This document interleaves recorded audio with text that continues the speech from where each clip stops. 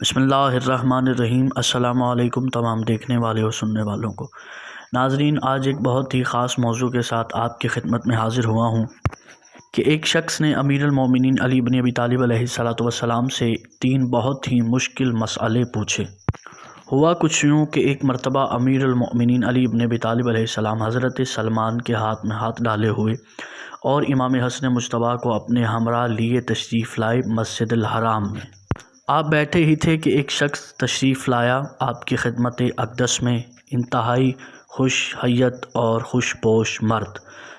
آپ کی خدمت میں آ کے بیٹھا اور اس نے کہا، یا امیر المؤمنین، میں آپ سے 3 مسئلے پوچھنا چاہتا ہوں۔ اگر آپ نے بتا دیا تو میں سمجھوں گا کہ قوم نے آپ کے معاملے میں اپنا ہی نقصان کیا اور وہ اپنے دین و دنیا کسی میں بھی محفوظ نہیں، اور اگر آپ بتا نہ سکے تو میں سمجھوں گا کہ آپ اور دوسرے لوگ یکساں اور برابر ہیں۔ امیر المومنین علیہ السلام نے ارشاد فرمایا، تمہارا جو چیز چاہے پوچھو۔ اس نے عرض کیا، آپ یہ بتائیں کہ ایک شخص جب سو جاتا ہے تو اس کی روح کہاں جاتی ہے، اور ایک شخص کیسے یاد کر لیتا ہے اور کیسے بھول جاتا ہے،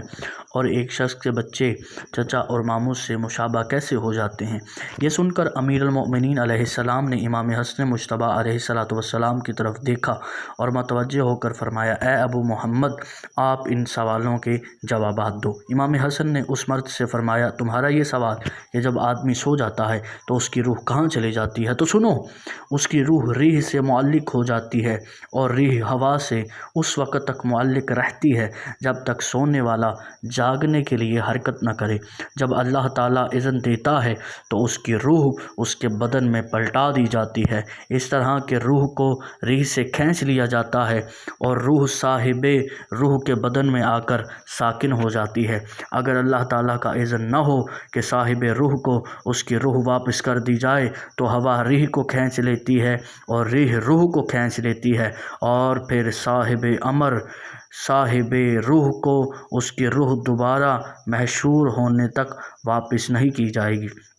تمہارا دوسرا یہ سوال ہے کہ آدمی کیسے یاد کرتا ہے اور کیسے بھول جاتا ہے، تو آدمی کا قلب ایک ڈبیا میں ہوتا ہے اور اس ڈبیا پر ایک طباق ڈھکا ہوتا ہے۔ اگر آدمی رسول خدا پر درود کامل و تام بھیجے تو اس ڈبیا سے وہ طباق کا ڈھکن ہٹ جاتا ہے اور آدمی جو کچھ بھول گیا ہوتا ہے وہ اسے یاد آ جاتا ہے۔ اور تمہارا تیسرا سوال یہ ہے کہ بچہ اپنے چچا یا ماموں سے کیسے مشابہ ہو جاتا ہے، تو سنو، تو اس کا جواب یہ ہے کہ جب مرد اپنی زوجہ کے پاس سکون قلب ٹھہری ہوئی رگوں اور غیر مضطرب بدن کے ساتھ جاتا ہے اور اس کا نطفہ اس کی زوجہ کے رحم میں سکون کے ساتھ قرار پاتا ہے تو اپنے ماں باپ کے مشابہ پیدا ہوتا ہے۔ اگر مرد اپنی زوجہ کے پاس اس حال میں جاتا ہے کہ اس کا قلب ساکن نہیں اور اس کی رگیں ٹھہری ہوئی نہیں ہیں اور اس کا بدن مضطرب ہے تو اس کا نطفہ بھی رحم میں پہنچ کر